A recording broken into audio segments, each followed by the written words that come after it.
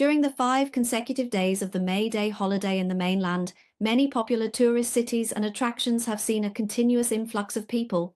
The number of tourists received in many places has increased by double digits year on year, leading to traffic jams on the roads and crowds at the attractions. Tickets for many tourist attractions were sold out early, museums were fully booked, and the atmosphere was very lively. While Chinese citizens are traveling and spending during their holiday, unfavorable news regarding consumption and the economy is coming from the United States. Due to the 145% tariff imposed by the US on China, several American industry associations have voiced strong opposition. On April 29th, the Footwear Distributors and Retailers of America, FDRA, wrote a letter to the White House urging President Trump to exempt footwear products when imposing reciprocal tariffs. This letter was co-signed by 76 American footwear brands, including major companies like Nike, Adidas, Skechers, and Under Armour. The association stated that even before the Trump administration imposed new tariffs, the footwear industry was already facing high taxes, with rates on children's shoes often reaching 20%, 37.5%, or even higher. Under the new policy, American footwear companies will face a total tariff of approximately 150% to 220%. The letter states, given the nature of the American footwear industry, U.S. footwear companies and families are facing a survival threat due to the significant increase in costs. Hundreds of companies are at risk of going out of business. The association explained that many companies producing affordable shoes for low to middle-income families cannot afford the higher tariffs and have no way to pass on these costs. If the reciprocal tariffs are not immediately lifted, these companies will have no choice but to shut down. The association stated that currently many orders have already been put on hold, and the inventory of footwear for American consumers may soon run out. They urged the Trump administration to adopt a more targeted approach, focusing on strategic products rather than basic consumer goods. The letter also emphasized that the new tariffs will not bring manufacturing back to the United States as Trump promised, because the tariffs eliminate the certainty businesses need for investment and procurement changes. Adidas also warned last week that the tariffs will lead to higher prices for American consumers. At the end of March, before the specific reciprocal tariff rates were announced, Nike's chief financial officer had said that global tariffs and economic uncertainty would lead to a decline in sales this quarter. It seems that even big brands like Nike and Adidas cannot withstand Trump's tariff increases.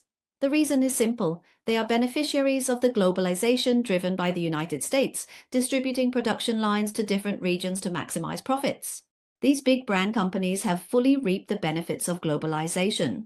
However, Trump insists on violating market economics by banning external goods from entering, thinking that industries can return to the US. In reality, the US cannot immediately undertake these productions, resulting in inflation and supply shortages.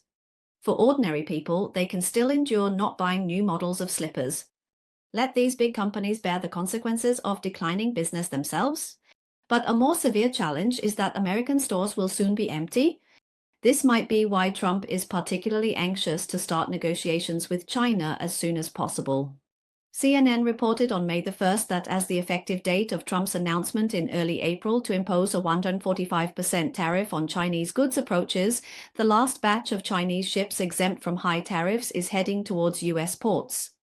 Starting next week, these goods will face the pressure of doubled costs. American retailers and consumers are about to face a harsh winter of product shortages and rising prices. The report states that in early March, fearing Trump's imminent announcement of large-scale tariffs, retailers began stockpiling in advance. The East Coast ports of the United States have become some of the busiest in the country, with 25% of the goods coming from China. However, after Trump announced the tariffs in April, they canceled their orders.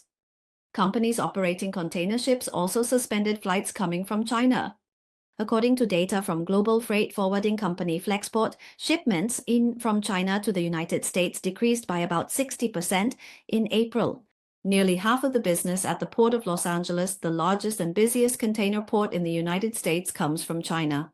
The executive director of this port, Jean Soroka, said that next week they will see the impact of Trump's tariffs on incoming cargo. He expects that the volume of goods entering the port of Los Angeles will decrease by 35% compared to the same period last year. According to estimates by the National Retail Federation, NRF, in the second half of 2025, U.S. import volumes will decrease by at least 20% year-on-year. JP Morgan predicts that in the second half of 2025, U.S. imports from China will sharply decrease by 75% to 80%. If alternative sources cannot be found, the supply chain collapse could drive up product prices and exacerbate inflation. Soroka said that many large retailers have stockpiled 6 to 8 weeks' worth of inventory. However, if policies do not change, U.S. manufacturers and consumers will face difficult choices in the coming weeks to months. He said the countdown has begun for reduced workloads, rising shelf prices, and fewer consumer choices. Large retailers can still rely on their previous inventory, but small businesses do not have this privilege. Gold, the vice president for supply chain and customs policy at NRF, said that small retailers who cannot afford any tariff impacts are trying to figure out what to do next. A survey by a U.S. consulting firm shows that 45% of suppliers expect to pass the costs from tariffs onto their customers. Data from the U.S. International Trade Commission shows that in 2024, the total trade volume between the U.S. and China is expected to reach $582.4 billion, with U.S. exports to China amounting to approximately $143.5 billion and imports of Chinese goods totaling $438.9 billion. The imminent sharp reduction in such a large trade volume leads Flexport CEO Peterson to have a more pessimistic forecast. He said that if this situation continues for a few more weeks and retailers run out of stock, there will be shortages of goods and empty shelves in the summer. More seriously, as the number of cargo ships at ports decreases, employment in related industries will be affected. CNN analysis points out that Chinese business accounts for 45% of the total business volume at the port of Los Angeles. Without this volume, the demand for dock workers will decrease, and the freight industry has already been the first to bear the brunt. Chris Spear, president and CEO of the American Trucking Associations, said that the longer the tariffs last, the greater the pain will be for truck drivers and the families and businesses they serve. Since March, he has been urging Trump to reach agreements with trade partners like China to protect American truck drivers. Spear said that tariffs will not only reduce cross-border freight volume, but also increase operating costs. The price of a new truck could rise by as much as $35,000, and small transport companies cannot afford new equipment. According to a report by the American Purchasing Magazine on April 23rd, transport companies have already begun to bear the consequences of Trump's tariffs on U.S. trade partners. Business volume has declined, forcing them to start layoffs. Many freight companies have ceased operations in the past month, and at least 2 companies have filed for bankruptcy. On April 29th, the latest U.S.-China export report released by the U.S.-China Business Council analyzed that the tariff war initiated by U.S. President Trump and China's strong countermeasures will severely damage U.S. exporters and weaken America's global competitiveness. The Council President Tan Sen stated that if the tariffs persist, trade between China and the U.S. will face a precipitous decline, sacrificing tens of billions of dollars in exports and hundreds of thousands of jobs, which could potentially destabilize the U.S. economy and severely weaken America's global competitiveness. He urged both China and the U.S. to engage in negotiations and take action to cancel or reduce the relevant tariffs. The analysis by the New York Times suggests that due to the increasing uncertainty in global trade, many companies are freezing expansion plans and halting new orders.